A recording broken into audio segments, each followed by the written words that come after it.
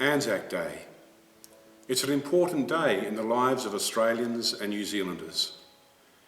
It's the day that we remember the sacrifice of Aussies and Kiwis who fought in wars and sacrificed much for the sake of their country. Usually, places like this are full of people gathering at dawn, but not this year. How will you remember Anzac Day this year? Many of you have family members who have been to war, and they carry important stories in your family. My grandfather was one of those who went to war in World War I. He was just 15 years old when war broke out, but unlike many of his generation, he didn't lie about his age to get into the army. He respected and loved his mother too much, apparently. He obviously respected and loved her more than the anticipated adventure. He served in the AIF on the Western Front from 1917 until the end of the war. There are not many stories in our family about that time in his life. Like many in his generation, he didn't talk about it much. He passed away when I was about 2 years old, so I never really got to know him.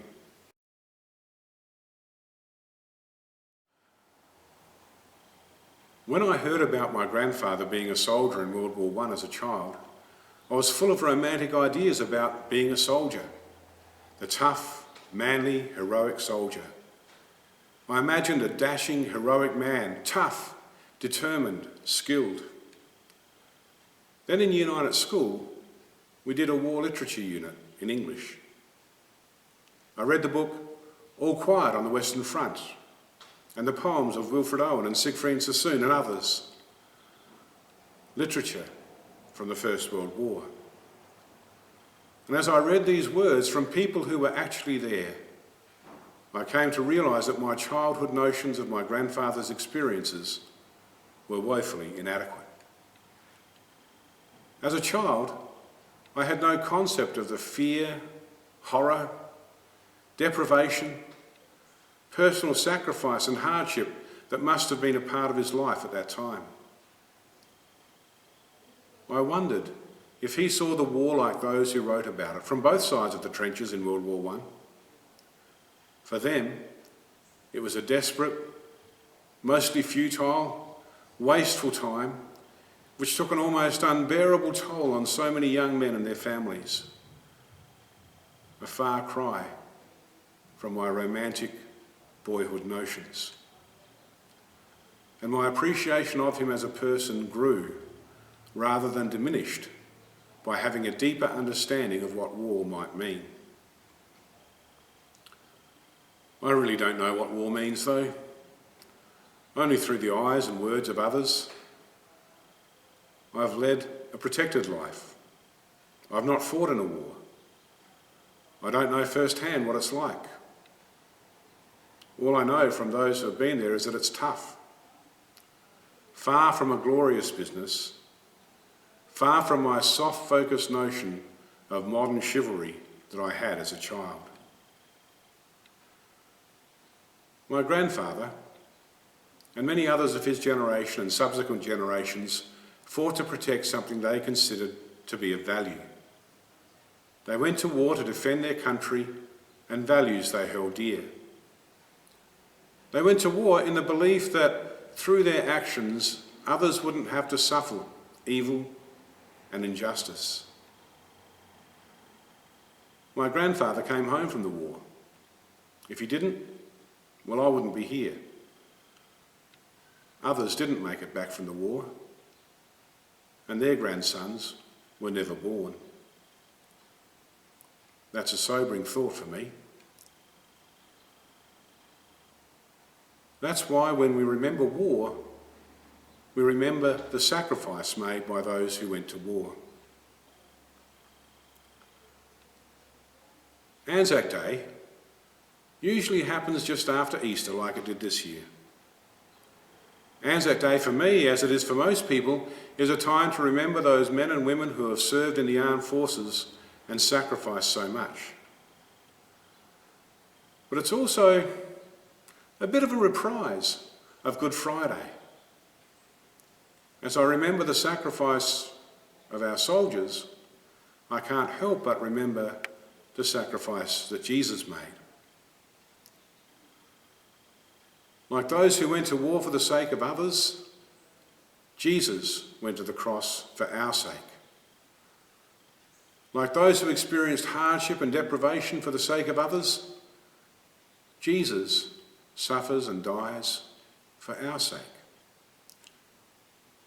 Like those who in war felt like they'd been to hell and back, well, Jesus actually did. Jesus on the cross is not a romantic picture. It's not heroic. It's agonising. It's raw pain. It's death. Just as I once romanticised my grandfather going to war as a child, I wonder if we sometimes romanticise the cross of Jesus. We kind of throw it into soft focus and surround it with peaceful music. That makes it look nicer to our eyes. But in doing so, we avoid the reality of suffering that is crucifixion. Just as I've never been to war and can never really know or understand what my grandfather experienced, so I can never understand what Jesus experienced. None of us can. In my grandfather's day, many went to war to defend their country or for adventure, but found a more horrific reality than they ever imagined. Thoughts of country and high ideals would at times be far away, and simple survival or looking after your mates would be much higher on the priority list. While a soldier in a war might at times forget about the deeper reasons of that war, and war is reduced to survival, Jesus never forgot what he was about. He came to save sinners. And the Bible reminds us in Romans 3:23 that that's all of us. All have sinned and fallen short of the glory of God. But Jesus' purpose was to bring salvation to all people. He lived a sinless life and died a horrible death. It's not right, it's not just, but it is for us, for you and me. Someone once summed up Jesus' mission this way: he lived the life that we ought to have lived, but cannot.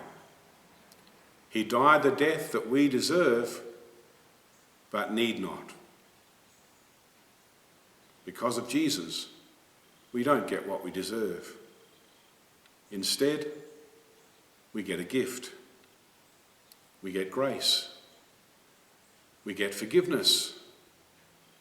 We get eternal life, all because of Jesus. What an amazing sacrifice he made for you and for me to bring us to God.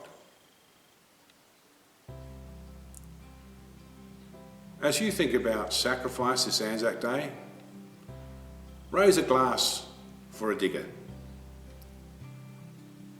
But also remember the sacrifice that Jesus made for you.